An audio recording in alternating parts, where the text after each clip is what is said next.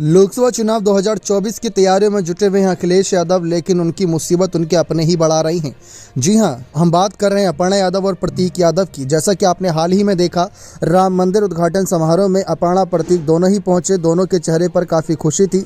खुशी तो पूरे भारत देश के चेहरे पर थी कि रामलला वापस से अयोध्या लौटे हैं, तो ये खुशी की बात ही थी। लेकिन इस बीच चर्चा ये थी कि जिस तरीके से अखिलेश डिम्पल ने इस कार्यक्रम से दूरी बनाई, तो वहीं दूसरी तरफ अपर्णा प्रतीक के वहां पहुंचने पर कई सवाल खड़े हो गए। भले ही समाजवादी पार्टी से अब अलग हों, अपर्णा यादव बीजेपी नेत्री के तौर पर हैं, लेकिन बात प्रतीक की भी आती है। प्रतीक अखिलेश के भाई हैं और ऐसे में विश्लेषक काफ़ी लंबे समय से सवाल खड़े करते रहे कि जब कभी अपर्णा यादव को चुनावी मैदान में भाजपा उतारेगी तो प्रतीक यादव ऐसे में अपने भाई का समर्थन करेंगे या अपनी पत्नी अपर्णा यादव का समर्थन करेंगे। अब इन सब कदम को देखकर लग रहा है कि अपनी पत्नी अपर्णा यादव का ही समर्थन करेंगे।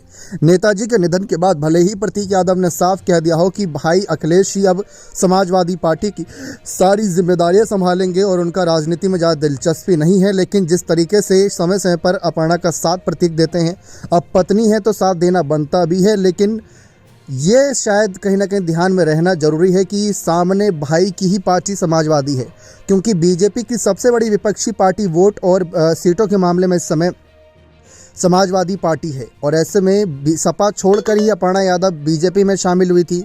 अब चर्चा है कि लोकसभा चुनाव में भी उनको उतारा जा सकता है, जिस लिहाज से वे सक्रिय हैं। जी हां, लोकसभा चुनाव को लेकर चर्चा काफ़ी जोरों पर है, क्योंकि अपर्णा यादव काफ़ी लंबे समय से इंतजार कर रहे हैं कि उन्हें बीजेपी कोई जिम्मेदारी दे। लेकिन उन्होंने साफ कह भी दिया है कि उनको ये लालच नहीं है कि कोई टिकट मिले, किसी बढ़िया सीट से टिकट मिले जहां से जीत सुनिश्चित हो।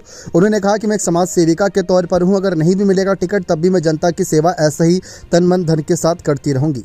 लेकिन बात यहाँ पर हमने प्रतीक की उठाई कि प्रतीक यादव अपनी पत्नी अपर्णा यादव का साथ दे रहे हैं, तो ये बात साफ है कि अखिलेश के साथ भले ही हों, एक घर में रहते हों, लेकिन कहीं ना कहीं राजनीतिक विचारधाराएं अलग हो सकती हैं।